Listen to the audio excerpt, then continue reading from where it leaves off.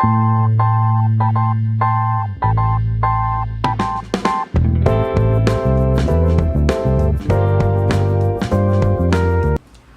eu sou a Mari e você está no Ainda Leio. Hoje a nossa conversa é sobre Uma Vida Entre Livros, Reencontros com o Tempo, do José Mindlin. O objetivo desse livro aqui é contar sobre os anos de garimpagem do Mindlin, em busca dos seus livros raros, os livros raros que ele tanto amava, além de fomentar o gosto pela leitura. Então, para a gente saber um pouco mais sobre esse livro, sobre a história que esse livro aqui traz, é importante a gente saber sobre a história do seu próprio autor. O José Mindlin, ele era jornalista, advogado, empresário, industrial e bibliófilo, um dos maiores bibliófilos do país. O Mindlin, ele formou a maior e mais relevante biblioteca privada do Brasil.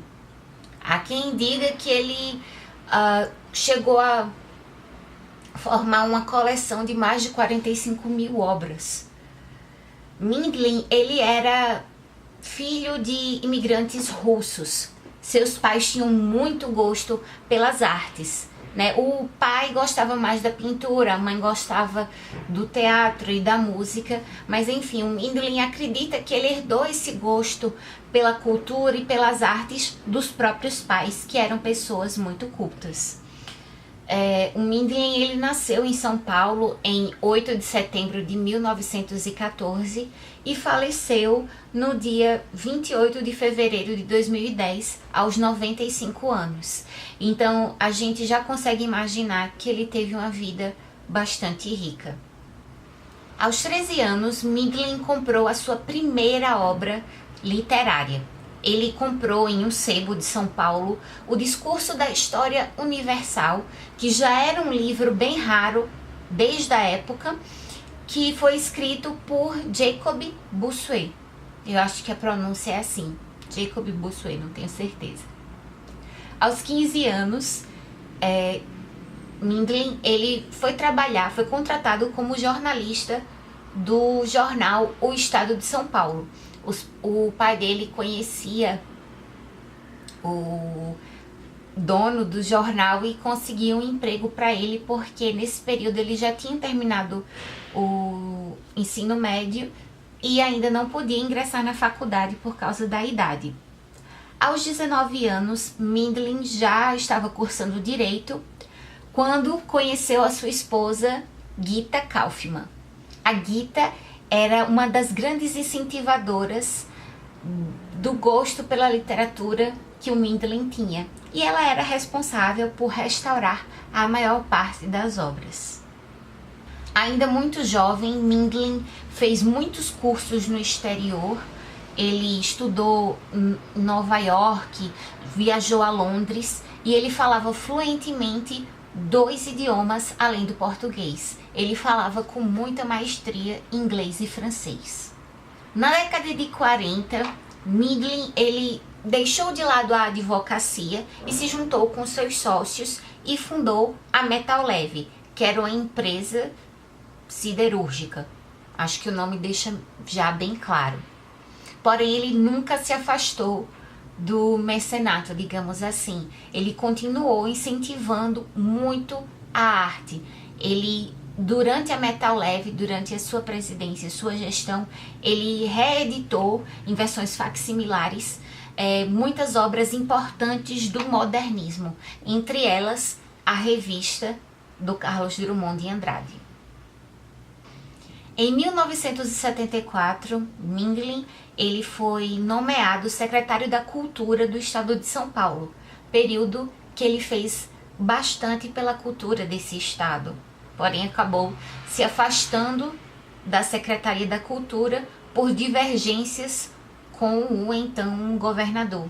Eles não concordavam muito com as questões partidárias e de apoio à ditadura. O Mindlin, ele não era a favor da ditadura, não reconhecia um governo opressor e por isso acabou se afastando. Depois, ao longo da vida, principalmente após se aposentar, ele passou a fazer parte de muitos conselhos, principalmente conselhos de arte e de defesa dos judeus, já que o Mindlin e seus pais eram judeus. Em 2006, ele foi imortalizado pela Academia Brasileira de Letras. Atualmente, quem está de posse de sua grande biblioteca, ou pelo menos uma maior parte dela, é a USP. Bem, a gente tem aqui um caso em que o autor, a pessoa que escreveu, é tão ou até mais importante que a obra. A história do Mindlin, ela é muito importante para a história cultural do Brasil, para a história do nosso país, da literatura desse país que a gente habita. O Mindlin, ele foi um dos grandes incentivadores da cultura e da literatura do nosso país. Ele foi responsável por continuar editando, por, de certa forma, ajudar a popularizar a obra de grandes nomes da literatura. Nesse livro aqui, ele vai fazer uma espécie de autobiografia. Ele vai escrever a próprio punho um pouco da sua história e focando principalmente na sua história com os livros. Ele vai falar como foi despertado esse gosto pelas obras raras, como ele acabou montando a sua coleção e como ela foi crescendo, como foi que a literatura acabou sendo presente na sua relação familiar, porque muitos dos seus filhos passaram a trabalhar também com comunicação e com literatura e com antropologia, com a sociedade, por conta da influência dos pais, né? Por conta da influência do Mindlin e da Gita, que formaram pessoas muito conscientes e responsáveis. Aqui ele vai falar principalmente das obras que ele mais gostava, das obras mais importantes para ele, seja pela edição, seja pela importância literária ou pela dificuldade para aquisição. No meio disso, como é de se esperar, ele fala um pouco da sua jornada, da sua adolescência, da sua vida, como ele foi se tornando quem ele foi.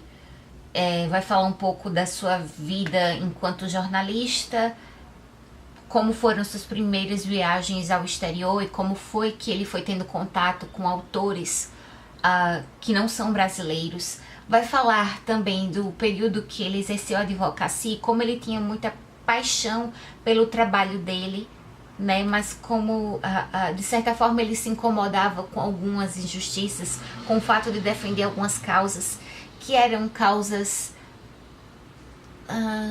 que prejudicavam de certa forma a outra parte.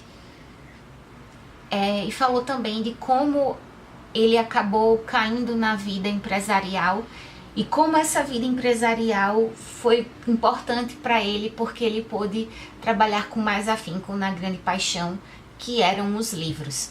O Mindlin, ele era um grande admirador do livro, não só enquanto obra literária, mas também enquanto objeto.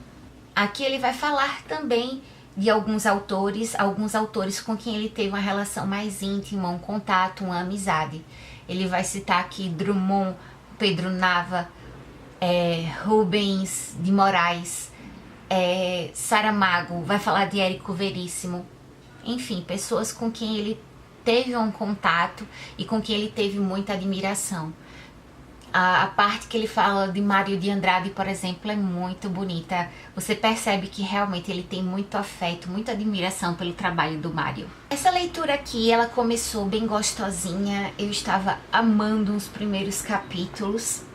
Porém, no meio eu acabei achando um pouco enfadonho, sabe? Eu acho que a leitura ficou mais atravancada e não fluía tão bem. Foi quando ele começou a falar um pouco mais dessas questões políticas, dessas questões de egos e um pouco mais da vida empresarial. Essa parte realmente eu achei mais sacal, porque talvez não fosse o foco do meu interesse, e eu reconheço que o problema talvez esteja em mim. Mas à medida que ele ia falando mais dos autores e do trabalho dele de edição, eu ia gostando mais da obra. Essa é uma edição muito bonita. Vocês podem observar que dentro dela tem alguns facsímiles, algumas gravuras que são das próprias edições, dos próprios livros, da própria biblioteca do Mindlin. A gente tem aqui uma folha branca brilhosa, mas ela não atrapalha muito a leitura. A diagramação é boa, a gente tem uma margem grande, letras grandes e um espaço bem confortável entre linhas. A capa também é bem bonita. Eu só não gostei muito dessas imagens aqui do Mindlin, que eu acho que destoaram um pouco. Se tivesse deixado só a biblioteca, teria sido melhor. Enfim, é um livro bem gostosinho, um pouco cansativo, mas se você é também um bibliófilo e gosta do livro não só como uma fonte de conhecimento, mas como um objeto, eu acho que você vai gostar. Eu dei esse livro aqui, na minha avaliação no Scoob, 3,5 estrelas. É isso, pessoal. Espero que vocês tenham gostado desses comentários a respeito desse livro. Espero que vocês continuem acompanhando os vídeos do canal. E eu vejo vocês no próximo vídeo. Um beijo. Tchau.